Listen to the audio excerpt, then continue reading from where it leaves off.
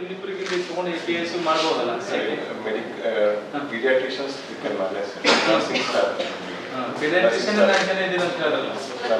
ಅಂದ್ರೆ ಯಾರು ಕಳಿಸಿದ್ರೆ ಟೈಮ್ ಗೊತ್ತಾಗಬೇಕು, ಕಳಿಸಿದವ್ರಿಗೆ ಕ್ರೆಡಿಟ್ ಹೋಗ್ಬೇಕಲ್ಲ.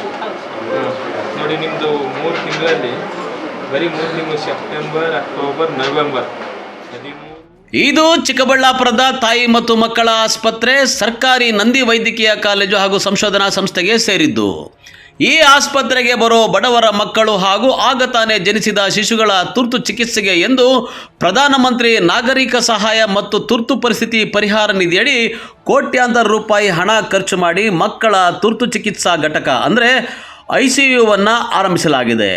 ಘಟಕ ಉದ್ಘಾಟನೆ ಮಾಡಿ 1 ವರ್ಷ ಕಳೆದಿದ್ದರೂ ಸರ್ಕಾರಿ ನಂದಿ ವೈದ್ಯಕೀಯ ಕಾಲೇಜು ಹಾಗೂ ಸಂಶೋಧನಾ ಸಂಸ್ಥೆ ಕುಂಟು ನೆಪಗಳನ್ನು ಹೇಳಿಕೊಂಡು ಇದುವರೆಗೂ ಮಕ್ಕಳ ತುರ್ತು ಚಿಕಿತ್ಸಾ ಘಟಕ PICUವನ್ನು ಆರಂಭಿಸಿಲ್ಲ.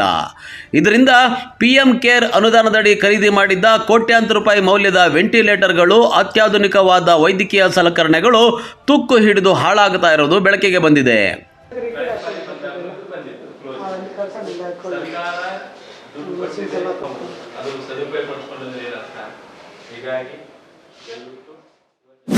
ನಮಗೆ ಸ್ಯಾಂಕ್ಷನ್ ಆಗಿಲ್ಲ ಚೈಲ್ಡ್ ಹೆಲ್ತಿಂದ, ಅದಕ್ಕೆ ಆಲ್ರೆಡಿ ಲೆಟ್ರ್ ಕರೆಸ್ಪಾಂಡೆನ್ಸ್ ಮಾಡಿದ್ದೀವಿ. ಇನ್ನು ಮುಂದಿನ ದಿನಗಳಲ್ಲಿ ಈಗ ಸರ್ ಇನ್ಸ್ಟ್ರಕ್ಷನ್ಸ್ ಕೊಟ್ಟಂಗೆ ಈಗಲೂ ಮತ್ತೊಂದು ಲೆಟ್ರ್ ಬರೀತೀವಿ, ಮೋಸ್ಟ್ಲಿ ಆಗಬಹುದು. ಮೇಡಮ್, ಅದರಿಂದ ಈ ಮಕ್ಕಳಿಗೆ ಅಥವಾ ಮಹಿಳೆಯರಿಗೆ ಏನು ಪ್ರಯೋಜನ? ಮಕ್ಕಳಿಗೆ ಈಗ ICU ಬೇಕಾದ ಮಕ್ಕಳಿಗೆ ಇಲ್ಲೇ ಅವಕಾಶ ಸಿಗುತ್ತೆ ಚಿಕಿತ್ಸೆ. ಈಗ ಬೆಂಗಳೂರಿಗೆ ಹೋಗ್ತಾ ಇದೆ ವಾಣಿವಿಲಾಸ್ಗೆ, ಇಲ್ಲೇ ಕೊಡ್ಬೋದು. 6 ಬೆಡ್ಡು PICU ಸ್ಯಾಂಕ್ಷನ್ ಆಗಬೇಕು. ಬಟ್ ಇದುವರೆಗೂ ಯಾಕೆ ನೀವು ಚಾಲನೆ ಕೊಡಲಿಲ್ಲ? ಕೊಟ್ಟಿದ್ದೀವಿ, ಬರೆದಿದ್ದೀವಿ ಲೆಟರ್ ಕರೆಸ್ಪಾಂಡೆನ್ಸು, ಒನ್ಸ್ ಅಗೇನ್ ಬರೀತೀವಿ. ಅದೇನು ಅಲ್ಲಿ ICU ಮಷಿನ್ಸ್ ಏನಿರೋದು ಅದ್ರ ಮೇಲೆ? ಎಲ್ಲ ವೆಂಟಿಲೇಟರ್ಸು, ಎಕ್ವಿಪ್ಮೆಂಟ್ಸ್ ಎಲ್ಲ ಇದೆ. ಅದೇ PM ಕೇರ್ ಇದರಲ್ಲಿ ಸ್ಟಾಫ್ ನರ್ಸಸ್ಸು, ಅದು ಕೋವಿಡ್ ಟೈಮಲ್ಲಿ ಬಂದಿದ್ದು, ಎಲ್ಲ ಎಕ್ವಿಪ್ಮೆಂಟ್ಸ್ ಇದೆ. ಸ್ಟಾಫ್ ನರ್ಸಸ್ಸು ಸಿಬ್ಬಂದಿ ಬಂದರೆ ನಾವು ಸ್ಟಾರ್ಟ್ ಮಾಡ್ತೀವಿ. ಡಾಕ್ಟರ್ಸು ರೆಡಿ ಇದ್ದಾರೆ, ಕೊರತೆ ಏನಿಲ್ಲ. ಅಂದರೆ ಗೌರ್ಮೆಂಟ್ ಅದಕ್ಕೆ ಎಷ್ಟು ಖರ್ಚು ಮಾಡಿದೆ ಮೇಡಮ್? ಅದು ಹಿಂದೆ ಇದ್ದಾಗ ಆಗಿದ್ದು, ಕೋವಿಡ್ ಟೈಮಲ್ಲಿ, ಆಗ ನಾನಿರಲಿಲ್ಲ. ನೀವೊಬ್ಬ ಡಾಕ್ಟ್ರಾಗಿ ಹೇಳಿ, ಯಾವುದೇ ಒಂದು ಮಗುಗೆ ಎಮರ್ಜೆನ್ಸಿ ICU ಬೇಕಂದ್ರೆ ಇಲ್ಲಿಲ್ಲ, ವಾಣಿವಿಲಾಸ್ ಕಳಿಸ್ತೀವಿ. ಬಟ್ ಅದು ಮಾಡಿ ಏನು ಪ್ರಯೋಜನ? ಇಲ್ಲ, ಮಾಡ್ತೀವಲ್ಲ, ಸಿಬ್ಬಂದಿ ಕೊರತೆ ಇದೆ, ಸ್ಟಾಫ್ ನರ್ಸಸ್ಸು. ಆ್ಯಕ್ಚುಲಿ ಅವಾಗ ಕೋವಿಡ್ ಟೈಮಲ್ಲಿ ಮಾಡಿದ್ದು, ಈಗ MCH ಶಿಫ್ಟ್ ಆಗಿ 1 ಇಯರ್ ಆಗಿದೆ, ಈಗ ಮಾಡ್ತಿದ್ದೀವಿ.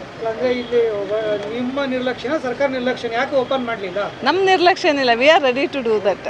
ಒಂದು ಸಿಬ್ಬಂದಿ ಬರಬೇಕಷ್ಟೇ, ಸ್ಟಾಫ್ ನರ್ಸಸ್.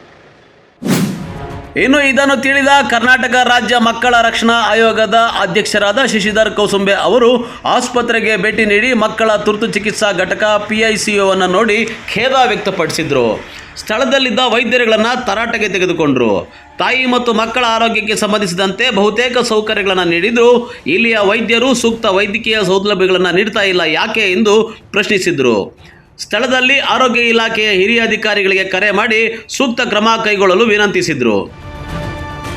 ಈಗಾಗಲೇ ನಾನು ಜಿಲ್ಲಾ ಆಸ್ಪತ್ರೆಗೆ ಭೇಟಿ ನೀಡಿದ್ದೇನೆ. ಭೇಟಿ ನೀಡಿದಂಥ ಸಂದರ್ಭದಲ್ಲಿ NRC ಇರ್ಬೋದು, SNC ಇರ್ಬೋದು, KMC ಇರ್ಬೋದು, ಸ್ಟೆಪ್ ಡೌನ್ ಇರ್ಬೋದು, ಎಲ್ಲ ನೋಡಿದ್ದೇನೆ. ಅದಾದಮೇಲೆ PICU ವಾರ್ಡಿಗೂ ಸಹಿತ ಹೋಗಿದ್ದೇನೆ. PICU ವಾರ್ಡಿಗೆ ಹೋದಂಥ ಸಂದರ್ಭದಲ್ಲಿ ಸರ್ಕಾರ ದುಡ್ಡು ಕೊಟ್ಟಿದೆ, ಅನುದಾನ ಕೊಟ್ಟಿದೆ, ಕಟ್ಟಡ ಆಗಿದೆ ಮತ್ತು ಇನ್ಫ್ರಾಸ್ಟ್ರಕ್ಚರ್ ಎಲ್ಲ ಬಂದಿದೆ. ಸಿಬ್ಬಂದಿಗಳ ಕೊರತೆಯಿಂದ ಅದು ಆರಂಭಿಸಿಲ್ಲ ಅಂತಕ್ಕಂಥ ಮಾಹಿತಿ ನಮ್ಮ ಡಿಸ್ಟ್ರಿಕ್ಟ್ ಸರ್ಜನರಿಂದ ನಾನು ಪಡ್ಕೊಂಡಿದ್ದೀನಿ.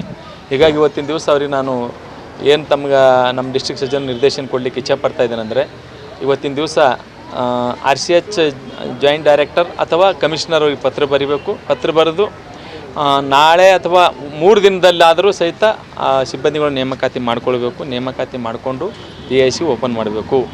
1 ವಾರದಲ್ಲಿ ಇದು ಯಾವುದೇ ರೀತಿಯ ಕ್ರಮಗಳು ಆಗದೇ ಇದ್ದಲ್ಲಿ ನಾನು ಸ್ವಯಂ ಪ್ರೇರಿತ ಪ್ರಕರಣ ದಾಖಲು ಮಾಡ್ಕೊಳ್ತೀನಿ. ಕಮಿಷನರ್ ಅವರು, ಡಿಸ್ಟ್ರಿಕ್ಟ್ ಸರ್ಜನ್ ಅವರು, ಮೆಡಿಕಲ್ ಯಾರಿದ್ದಾರೆ ಡೈರೆಕ್ಟರ್ ಅವ್ರ ಮೇಲೆಲ್ಲ ಏನಂದ್ರೆ ಸಮನ್ ಜಾರಿ ಮಾಡಿ ಸೂಕ್ತ ಕ್ರಮ ಕೈಗೊಳ್ಳಿಕ್ಕೆ ನಾನು ಸರ್ಕಾರಕ್ಕೆ ಶಿಫಾರಸು ಮಾಡ್ತೀನಿ. ಕಳೆದ ಬಾರಿ ತಾವು ಬಂದಾಗ ಈ ವಿಚಾರ ತಮ್ಮ ಗಮನಕ್ಕೆ ತಂದಿದ್ದೀವಿ. ಬಟ್ ಇದನ್ನ ಅಧಿಕಾರಿಗಳು ಉದ್ಘಾಟನೆ ಮಾಡಿದ್ದಾರೆ, ಎಲ್ಲ ಮಾಡಿದ್ದಾರೆ, ಆದರೆ ಬಳಕೆ ಮಾಡ್ತಾ ಇಲ್ಲ. ಕಳೆದ ಬಾರಿ ನಾವು ಭೇಟಿ ಕೊಟ್ಟಂಥ ಸಂದರ್ಭದಲ್ಲಿ ಡಿಸ್ಟ್ರಿಕ್ಟ್ ಸರ್ಜನ್ ಅವರು ಇರಲಿಲ್ಲ. ಹೀಗಾಗಿ ಅವತ್ತಿನ ದಿವಸ ತಮ್ಮ ಮುಖಾಂತರ ಹೇಳಿದ್ವಿ. ಬಟ್ ಯಾವ ಕಾರಣಕ್ಕೆ ವಿಳಂಬ ನೀತಿ ಆಗಿದೆ ಅನ್ನೋದ್ರ ಬಗ್ಗೆ ಇನ್ನೂ ಗಮನಕ್ಕೆ ಬಂದಿಲ್ಲ. ಇವತ್ತಿನ ದಿವಸ ಹೇಳ್ತಾ ಇದ್ದೀನಿ, 3 ದಿವಸದಲ್ಲಿ ಕ್ರಮ ಆಗಬೇಕು. 7 ದಿವಸದಲ್ಲಿ ಯಾವುದೇ ರೀತಿ ಕ್ರಮ ಆಗದೇ ಇದ್ದಲ್ಲಿ ನಾನು ಸ್ವಯಂ ಪ್ರೇರಿತ ಪ್ರಕರಣ ದಾಖಲು ಮಾಡ್ಕೋತೀನಿ. ಆಯೋಗದಲ್ಲಿ ನಾನು ಹಿರಿಯ ಅಧಿಕಾರಿಗಳಿಗೆ ಸೂಕ್ತ ಕ್ರಮಕ್ಕೆ ಶಿಫಾರಸು ಮಾಡ್ತೀನಿ. ಸರ್, ಇದನ್ನು ಬಿಟ್ಟು ಬೇರೆ ಲೋಪದೋಷ ಕಂಡು ಬಂದಿದೆ?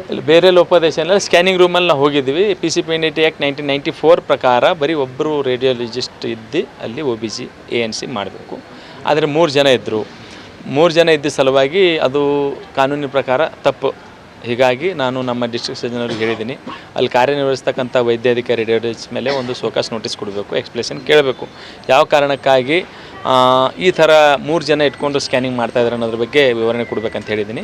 ಅದೇ ರೀತಿ ನಮ್ಮ NRC ಯೂನಿಟ್ಗೆ ಹೋದಂಥ ಸಂದರ್ಭದಲ್ಲಿ ಡೈಟೇಷನ್ ಯಾವ ರೀತಿ ಊಟದ ಉಪಚಾರದ ಬಗ್ಗೆ ಮಾಡಬೇಕು ಅನ್ನೋದ್ರ ಬಗ್ಗೆ ಚರ್ಚೆ ಮಾಡಿದ್ವಿ. ಸರಿಯಾದ ರೀತಿಯಲ್ಲಿ ಮಾಡಬೇಕು, ತಪ್ಪು ಮಾಹಿತಿ ಇಟ್ಕೊಂಡು ಕೆಲಸ ಮಾಡಬಾರ್ದು ಅನ್ನೋ ಒಂದು ಎಚ್ಚರಿಕೆ ಕೊಟ್ಟಿದ್ವಿ. ಇನ್ನು ಮಕ್ಕಳ ತುರ್ತು ನಿಗಾ ಘಟಕಕ್ಕೆ ಎಂದು ಸರಬರಾಜು ಮಾಡಿರುವ ವೆಂಟಿಲೇಟರ್ಗಳು, ಎಸಿಗಳು, ಬೆಡ್ಗಳು ಸೇರಿದಂತೆ ವೈದ್ಯಕೀಯ ಸಾಮಗ್ರಿಗಳನ್ನು ಬಳಸದೆ ಬೇಕಾಬಿಟ್ಟಿಯಾಗಿ ಮೂಲೆಗುಂಪು ಮಾಡಿರುವುದನ್ನು ಕಂಡು ಸಾರ್ವಜನಿಕರು ಆಕ್ರೋಶ ವ್ಯಕ್ತಪಡಿಸಿದ್ದಾರೆ. ಕ್ಯಾಮರಾಮನ್ ಪ್ರವೀಣ್ ಜೊತೆ ಕಳವಾರ ಅರುಣ್, MMTV ನ್ಯೂಸ್, ಚಿಕ್ಕಬಳ್ಳಾಪುರ.